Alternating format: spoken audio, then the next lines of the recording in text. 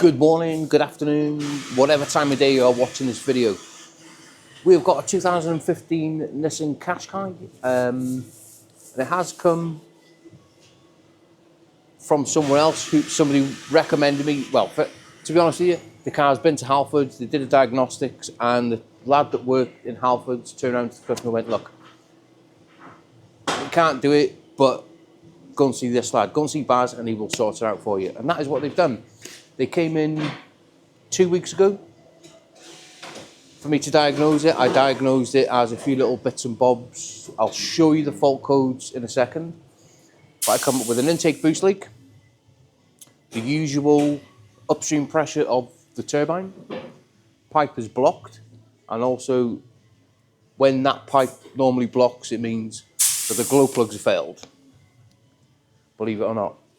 So we're going to get involved and get some glow plugs sorted, upstream pipe unblocked, clean the DPF, and also replace the big boost pipe. Now these are the fault codes that we've got. We've got a particle filter. We're not worried about the past ones, we're only worried about the current ones. Preheating, glow plugs, and the airflow sensor, which is a boost leak. Let's have a little look at some live data.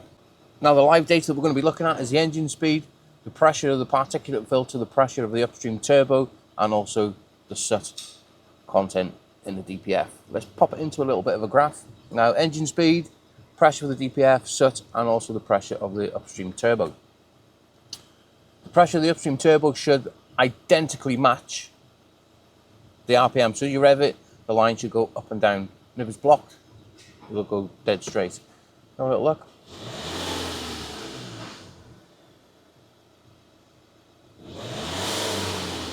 Well and truly blocked, that is. And also the pressure of the DPF, if we just go back, go down to, it's easy for me to show you, millibar, 25 millibars of pressure, which is, I wouldn't say it's heavily blocked, but it is blocked. And we've got 26 grams of soot. Right, let's get this job fixed. The first thing that we're going to be concentrating on this engine is this upstream pipe. Now, it can take 2 minutes, it can take an hour. It's just a matter of how blocked it is, but looking at the information, it is fairly blocked. And this is the pipe that we will be replacing. Glow plugs, not a problem, not an issue. They normally come out with no drama whatsoever. We're just going to get this sensor off the top of the pipe now, remove the little bracket, just make things a little bit easier, and then we can get our drill on it with a little piece of wire. Right, what I've done, removed the sensor, put it somewhere nice and safe. Now, I've put a little bit of clear tubing on there, just for demonstration purposes. And what we're going to do, get some launch DPF cleaner and a little syringe. And what we're going to do is fill it up, and you'll see how blocked it is because the fluid won't go down. You see it coming up the tube there. Right, now what we're going to do, this is the painstaking part. Get a drill, brake cable on the end of it. This way you need to be extra careful. Put it down the tube and work it back and two. With me cable down the pipe, what you can do is get your syringe again and just try and put a little bit of cleaning solution down the pipe. So as you're working it back into, I'll try not to get your gloves tangled up. We can work it back and two. Now if you're not careful with your cable as you're drilling, it'll all twist, and you need to work it back and two, be gentle with it, and give it a push at the same time. Like I said, it can take 5 minutes, it can take an hour. It all just depends how bad it actually is. Now sometimes what I've found is when you get the engine running and do it at the same time, go back and two, I don't know whether you can see down there now, it's just bubbling.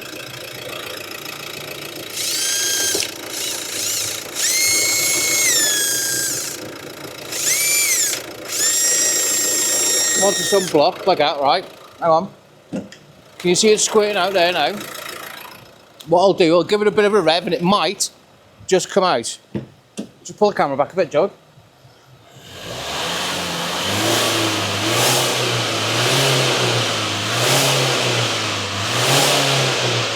You see it?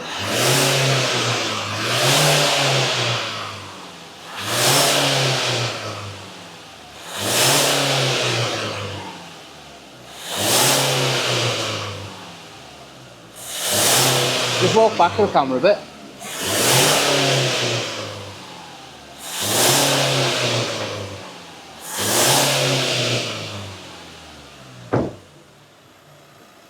Look at that. I think you can quite clearly see that that pipe is now unblocked. So let's get the sensor put back on and we're going to check our live data. Now with the car running, engine speed, pressure, upstream turbo, we can quite clearly see it's rising and falling and replicating the RPM.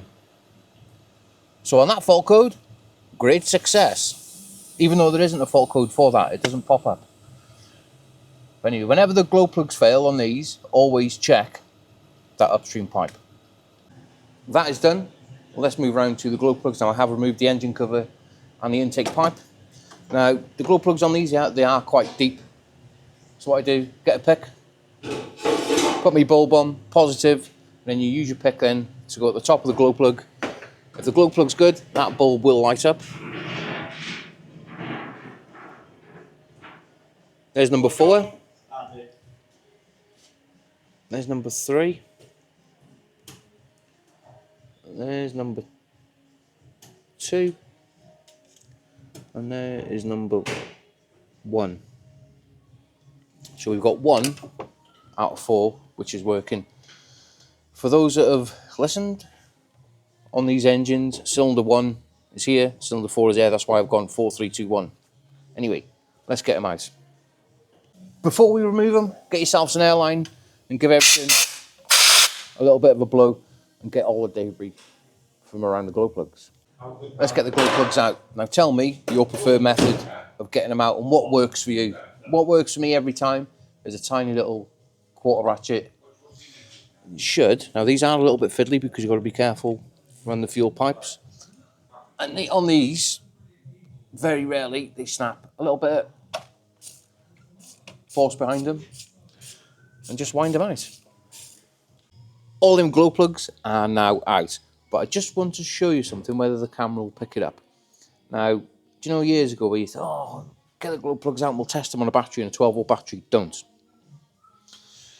Because these are, I don't know if you can see, oh,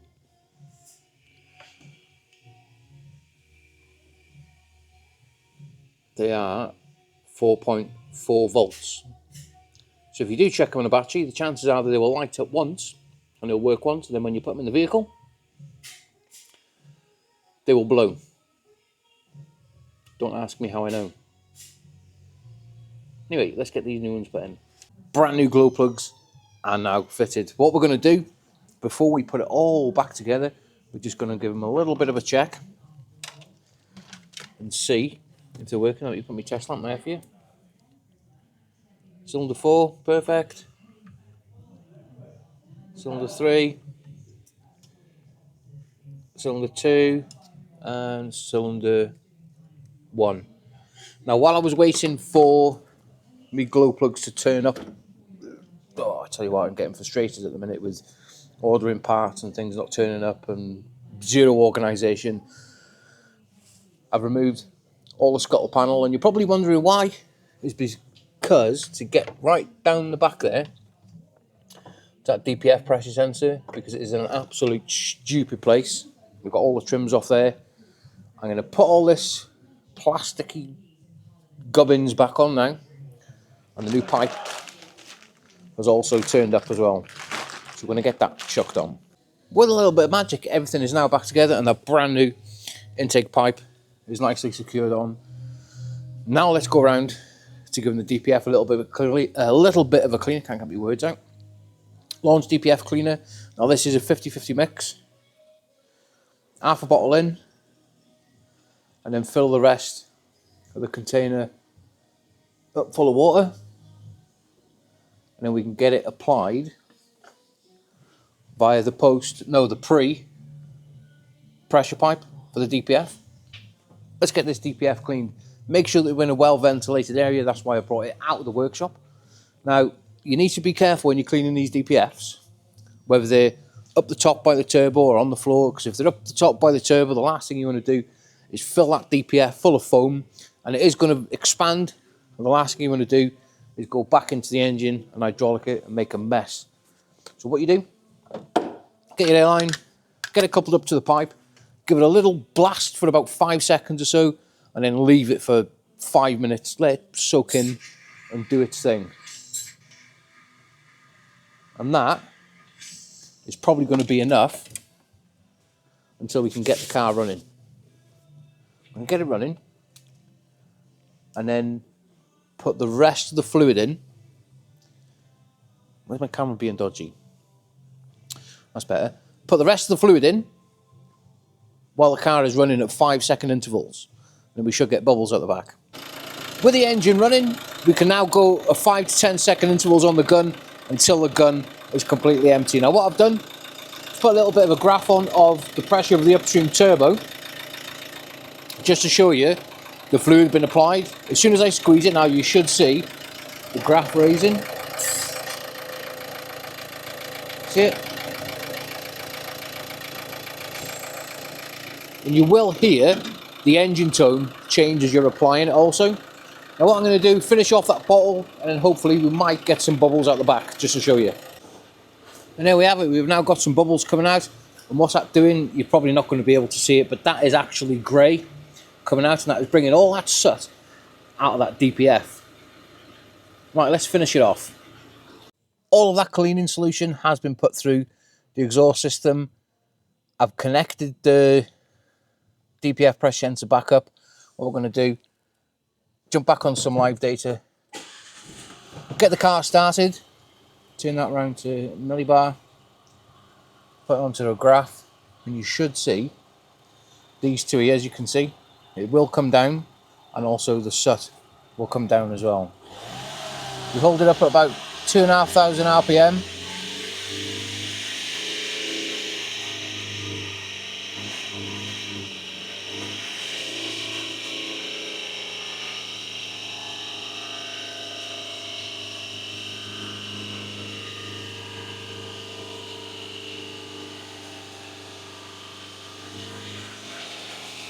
You see it coming down. We might have to take the vehicle for a test drive to get the soot down, because it is calculated. So it's so hard to keep these new cars at a steady RPM.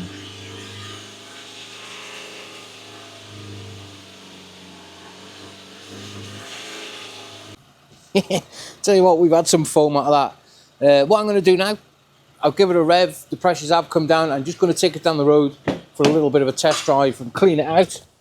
And it will smoke for a little bit, and I'm going to record some live data and show you when I get back. You know what? With me being out and about in the car, very often that I leave the workshop in the daytime other than the test drive. When you drive around all these country lanes and stuff, with it being autumn, the colours are absolutely phenomenal. Like, you can't... Nature's a beautiful thing, isn't it? Really. Right, well, the soot is coming down. It's going to keep on driving until it comes right down. Back from the test drive, and everything I'm happy with. Now for the boring bit, let me flip the camera around and I'll show you some live data. Sometimes you can understand more if you're watching something working, if that makes sense. Engine speed, particle filter pressure, and also the soot in the DPF. If we have a little look now, you will see it coming right down to 0. And while I was taking the car out for a test drive, if we do go back again, let me start it up. We've got 6 millibars of pressure in the DPF, so we're happy with that. Soot in particulate filter, 0 grams, and kilometers since successful regen was 0 miles. Now, in that test drive, it has done a regen itself. And it just goes to show that if an engine is working correctly, the DPF will look after itself. There's far too many people out there that are going, oh, the DPF's crap, the DPF's crap, oh, they're no good, they're no good. So map them out, map them out. They're not. If that engine is working perfectly, the DPF will look after itself. You haven't got to worry about it. A DPF regen will happen without you even knowing. So if you get any warning lights on your dash, get to a garage, get it diagnosed, and get it diagnosed correctly. Now I've got some boring bits, and that job is putting all this scuttle panel back together. We should know by now, we hate plastics. Well, we don't hate them, it's just a lot of them to do a little job. And that is it. That is that car now, finished, all the trims are back together, and I always like to leave them better than I found it. A little bit of plastic, universal vinyl rubber dressing on the plastics goes a million miles in my eyes. But anyway, I hope I haven't bored you making this video. If you've liked it, please don't forget to hit that like and subscribe. And I will probably definitely see you on another video. Anyway, you probably won't see me now till next week. I might do a video when I go to Surrey at Sandown Park and just show you what's going around the show and what's on offer and who's there, and see if we can have a chat with certain people. Nonetheless, I'm sure it'll be good. I hope you all have a good weekend. Take it easy. Let's get it sent.